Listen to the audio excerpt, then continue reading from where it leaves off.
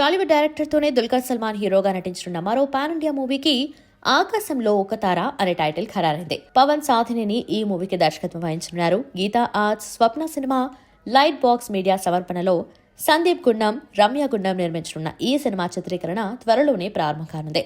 కాగా ఆదివారం July 28న Dulquer Salman birthday సందర్భంగా ఆకాశంలో ఒక తార సినిమాను అధికారికంగా ప్రకటించి పోస్టర్ను విడుదల చేశారు మేకర్స్. తెలుగు, తమిళ్, మలయాళం, హిందీ భాషలో రిలీజ్ కానున్న ఈ సినిమా పూర్తి వివరాలను త్వరలోనే వెల్లడిస్తామని యూనిట్ పేర్కొంది. ఇదిలా ఉంటే దుల్కర్ సల్మాన్ నటించిన periodical movie Lucky Bhaskar Meenakshi Chaudhary heroine గా నటించారు. వెంకీ అట్లూరి దర్శకత్వంలో సూర్యదేవర నాగవంశీ, సాయి సౌజన్య నిర్మించిన ఈ సినిమా తెలుగు, మలయాళం, హిందీ, తమిళ్ భాషల్లో సెప్టెంబర్ 7న విడుదల కానుంది. దుల్కర్ బర్త్డే సందర్భంగా లక్కీ భాస్కర్ టైటిల్ ట్రాక్ ను ఆదివారం విడుదల చేశారు మేకర్స్.